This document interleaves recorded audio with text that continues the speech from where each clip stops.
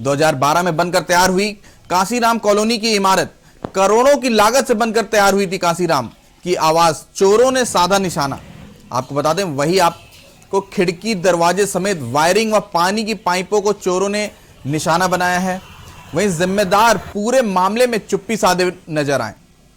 सबने अपनी जिम्मेदारियों से पीछा छुड़ाते हुए नगर कोतवाली में तहरीर तो दे दी, पर अभी तक किसी तरह की चोरों पर कार्रवाई नहीं हो सकी। करोड़ों की लागत से बनकर अपनी किस्मत पर आंसू बहा रहा है कांसीराम कॉलोनी। वहीं हमारे संवाददाता ने लिया जायजा। देखिए, हम जब पे आए इसको लिखा पड़ी हुई है, बल्कि एसडीएम साहब भी इसको मौका पे मुआयना किए हैं और 2007 से 12 के बीच में बनी है, तो इसका आवंटन नहीं हो पाया था और इसीलिए हमारे बगल में एटीएल कॉलोनी है, एटीएल फैक्ट्री है, उसको भी जब चोर उतारा एकदम जंगल में नहीं।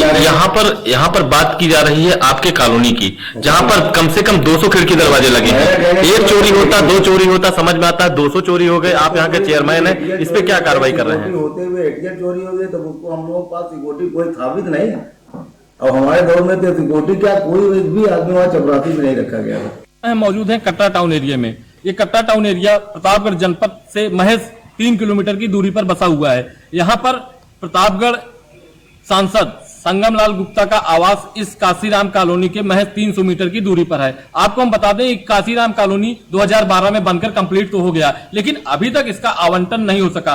क्या कारण रहा? सूत्रों की माने तो यहाँ लोगों का कहना है कि उचित जो पैसे की डिमांड की गई थी, उस पैसे की डिमांड यहाँ के रहवासी नहीं कर सके, जिसके कारण अभी तक इसका आवंटन नहीं हो पाया। हम अपने कैमरामैन से कहेंगे वो दिखाएं कि किस तरह से इस पूरी बिल्डिंग को जर्जर कर दिया गया है। यहाँ पर पानी की टंकी भी लगी हुई है, यहाँ पर जो है दरवाजे खिड़की लगे हुए थे। यहाँ के रहवासियों की माने तो पूरी तरह से यहाँ व्यवस्था पूरी थी, रहने की पूरी व्यवस्था हो गई थी, खिड़की दरवाजे लगे थे, वायरिंग हुई थी, लैट्रिन बाथरूम भी पूरी तरह से कंप्लीट थे, लेकिन यहाँ पर पूरी तरह से लैट्रिन बाथरूम के सीटों को उखाड़ लिया गया है। यहाँ पर जो खिड़की दरवाजे लगे थे, आज नक्शे तो दिख रहे हैं, लेकिन यहाँ से फ्रेम पूरी तरह से निकाल लिया गया है। खिड़की दरवाजों को चोर यहाँ से ले जाके बेच चुके हैं। यही अगर जिम्मेदारों से बात की जाए, ईओ से बात की जाए, तो उनका कहना है कि शासन को पत्र लिखा गया है, जल्द इसका आवंटन कराया जाएगा। क्या इस स्थिति में आवंटन हो सकेगा? क्या यहाँ कोई रहने को तैयार होगा?